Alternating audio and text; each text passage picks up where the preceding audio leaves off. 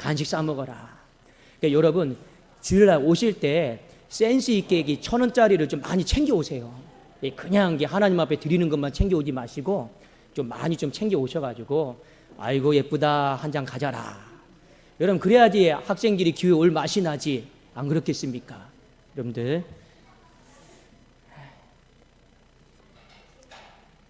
자, 오늘 하나님께서 우리에게 주신 말씀 보겠습니다. 사도행전 6장 1절에서 4절입니다. 사도행전 6장 1절에서 4절, 신약성경 196면에 있습니다. 자, 우리 한 절씩 교독하고 마지막 4절은 같이 읽겠습니다. 그때 제자가 더 많아졌는데 헬라파 유대인들이 자기의 과부들이 매일의 구제에 빠짐으로 히브리파 사람을 원망하니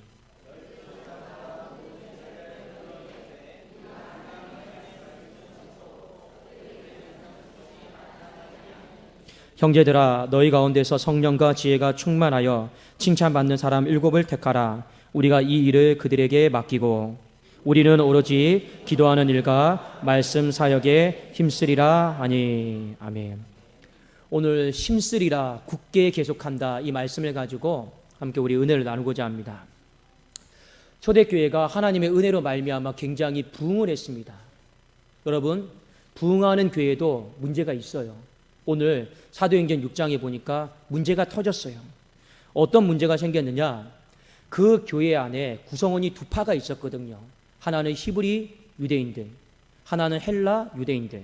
자, 이 두 파가 있었는데 서로 조금 알력 싸움이 있었던 것 같습니다. 그래서 사도행전 6장 1절에 보니까 그때의 제자가 더 많아졌는데 부흥했다라는 거죠. 헬라파 유대인들이 자기의 가부들이 매일의 구제에 빠짐으로 히브리파 사람을 원망했다. 자, 히브리파 사람들은요, 그냥 본래 출생이 이스라엘 그 민족들이에요. 자, 그리고 헬라파 유대인들은요, 디아스포라라고 하죠. 흩어져 있으면서 예수님을 믿게 된 사람들, 헬라파 유대인들입니다. 그런데 교회 안에서 어떤 문제가 발생했냐면 구제가 있는데 상대적으로 이 헬라파 유대인들이 좀 빠진 겁니다. 그러니까 소외당한 것 같아요.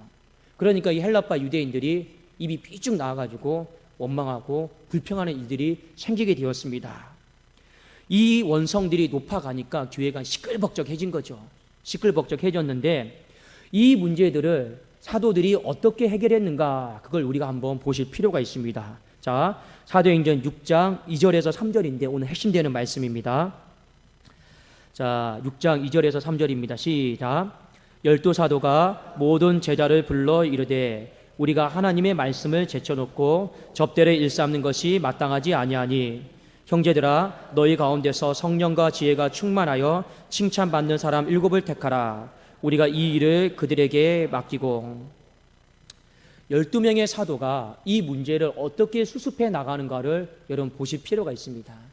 여러분 지금 문제는 뭔가요? 헬라파 유대인하고 히브리파 유대인들이 서로 싸우는 거잖아요.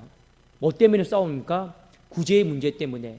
우리는 소외당했다, 공평하지 못하다, 억울하다, 이 문제를 가지고 막 교회가 시끄러워졌어요.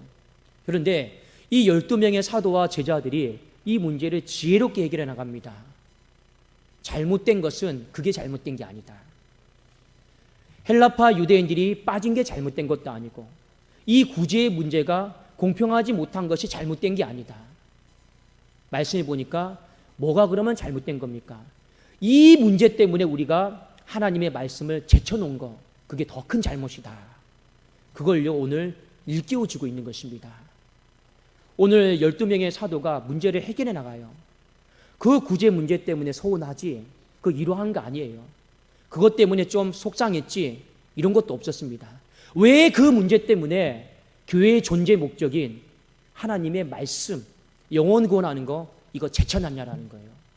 오늘 여기 말씀해 보니까 제쳐놨다라고 하는 말이 있는데 이 말의 여러분 헬라어의 뜻은 뭐냐면 버렸다, 소홀히 했다라고 하는 바로 그런 의미입니다. 12명의 사도가 지적하는 건 바로 그거였어요. 본질을 버린 거, 본질에 소홀한 거, 그 하나님의 말씀을 제쳐놓은 거, 이게 더 큰 문제다라고 하는 걸요 이 사건을 통해서 일깨운 것입니다. 여러분, 그래서 이 문제를 해결하기 위해서 7 지사를 택하고 마지막에 이런 말을 하죠. 자, 우리 6장 4절 한번 읽어봅시다. 자, 6장 4절입니다. 시작.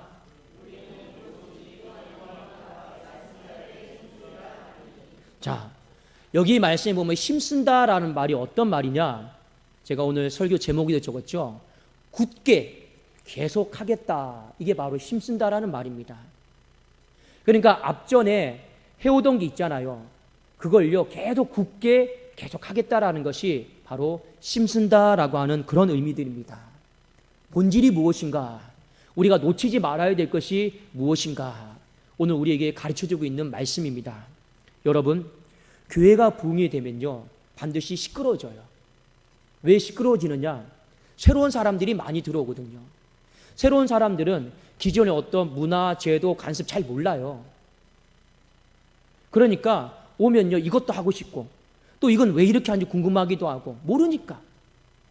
목사도 여러분 새로 오면 1년 동안 누구 눈치 봅니까? 성도들 눈치 보잖아요. 어떻게 했지? 강단에서는 물을 마셔야 되나? 말아야 되나? 뭐 별게 여러분 다 고민이 되는 거예요. 그러니까 하물며 그 초대교회 3,000명이 막 늘었어요. 얼마나 여러분 많은 문제들이 생겼겠습니까? 부흥이 되는 교회에 여러분 문제도 생긴다라고 하는 걸요 그대로 받아들이셔야 되는 거예요. 그 문제가 생기는 것 때문에 아이고 목사님 새로운 사람들 안 왔으면 좋겠습니다.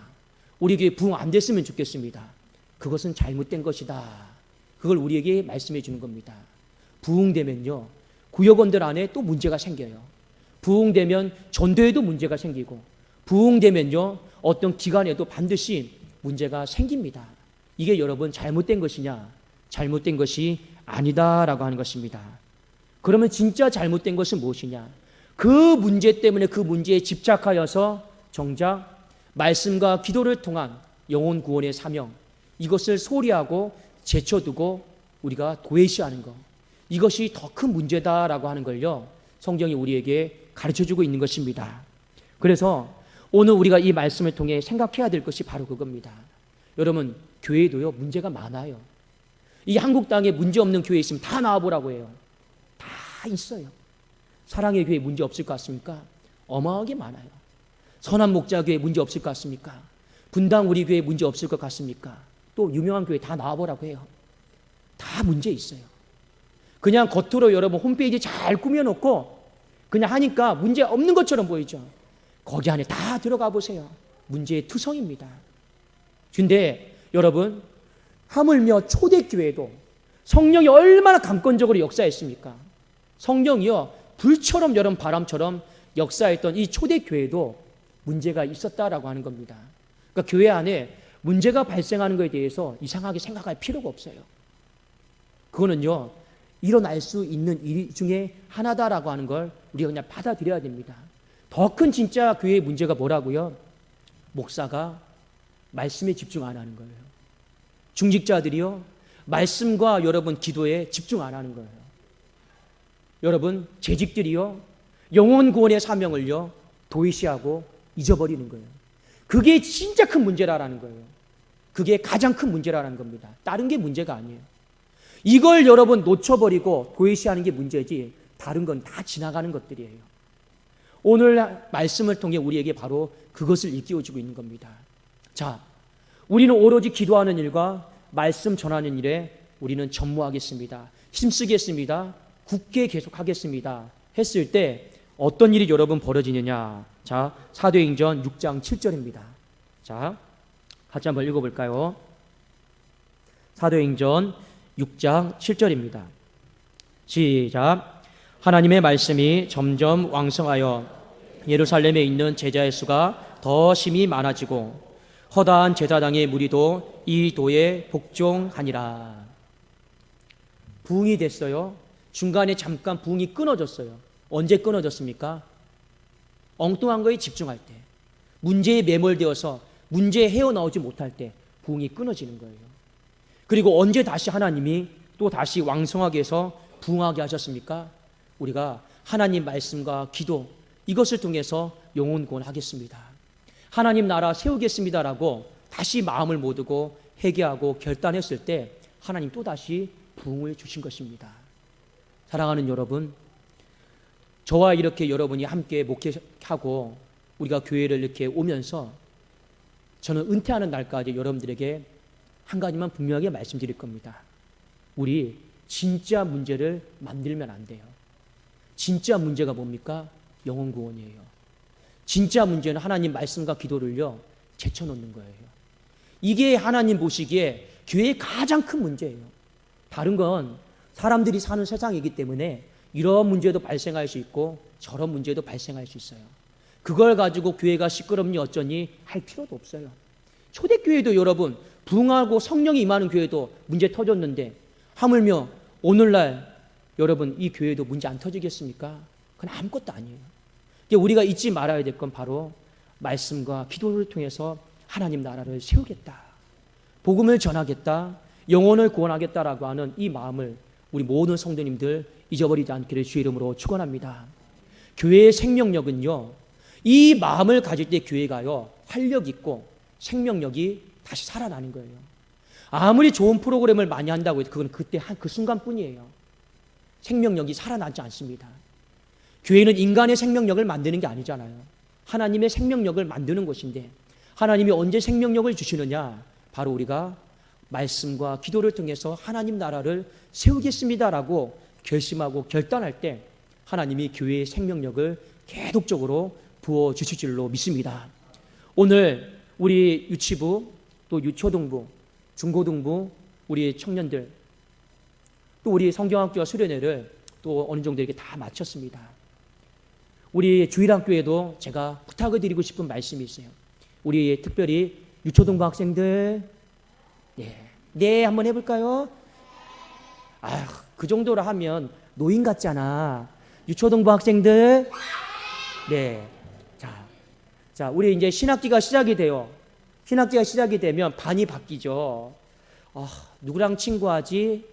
이것도 여러분 괜찮은데 이런 마음을 가지면 하나님이 참 기뻐하세요. 누굴 전도할까? 누굴 전도할까? 너 교회 다니니? 이렇게 물어보는 거예요.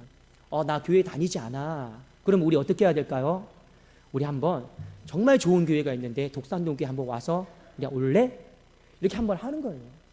여러분 이것이 아무것도 아닌 것 같은데요, 할 수 있어요. 여러분 오늘 주보에 보면 어떤 한 그 성도님이 등록을 했어요. 여러분 어떻게 등록한지 압니까? 여기 그 유초등부에 한 학생이 있어요. 이제 1학년 올라온 학생. 그 학생이요, 교회 가자. 요거 몇 번 이렇게요 이모한테 했거든요. 그러니까 오늘 그 이모가 내가 저 아이 때문에 교회에 등록했습니다. 그런 거예요. 저기 있어요, 저기. 그래도 여러분 유치부도 힘쓸 수 있다라는 거예요. 유치부도 굳게 세울 수가 여러분 있는 줄로 믿습니다. 하물며 우리 어른들도 더 분발해야 되지 않겠습니까? 오늘 또 우리 또 다른 새 가족이 또 와서 등록을 했습니다. 참 감사해요. 어떻게 알고 오셨습니까? 그런데 어떻게 하다가 오게 되었대요. 하나님의 또 은혜인 줄로 믿습니다.